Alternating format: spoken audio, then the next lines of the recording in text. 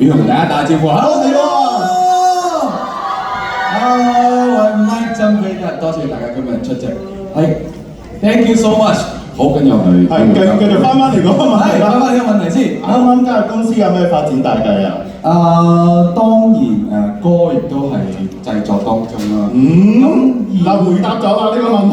係啦，現階段咧，其實一路有好多嘢喺我哋一路去推進緊。咁我哋目標可能就會喺12月中左右，係啦，努力緊喺呢個時間可以推出到我哋嘅新歌，所以大家期待下好冇？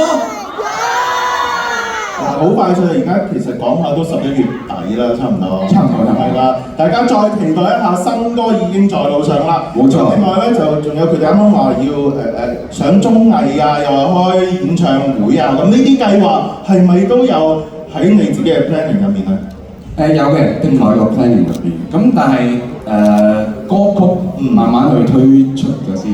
咁先多啲歌，然後先至可以慢慢再同大家演唱會噶嘛，係咪先？所以我希望可以做到一樣嘢就係先有一個一定數量嘅歌，然後喺一個大型啲嘅場地可以同大家見多啲。大家會唔會支持下到時 ？OK 嘛，大家。咁今日老闆成日都話一開就要開大嘅，係啦。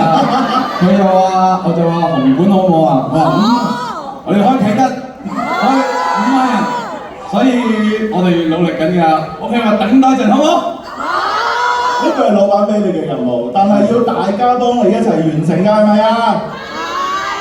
係啦，咁同埋咧加入咗一個新嘅大家庭之後咧，呢間公司好多嘅師兄師姐啦，有冇邊一位你特別想合作嘅咧？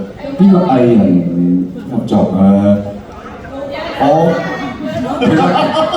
我呢啲大家都之前亦都講過啦，即係如果嚟緊合作嘅話，我希望係可以同我哋，因為我哋啱啱最近拍完少少嘢啦，我哋自己咁如果可以同英皇地產合作一個樓盤嘅代言人，咁樣我覺得係一個幾唔錯嘅選擇嚟嘅。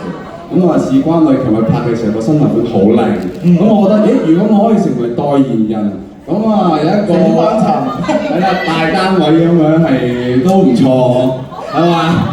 呢個都會成為你嘅其中一個生日願望啦，希望你會達成啦呢個願望。地產珠寶鐘錶我都冇乜問題，我已經 ready 好啦，係啦。你已經 ready 好代言咁多唔同類型嘅產品㗎啦，冇問題已經。咁如果Mike 代言，你哋係咪都會支持啊？鐘錶我記得買鐘錶，樓我記得買樓啊！起碼大家啦咁。係啦，大家要努力啦。咁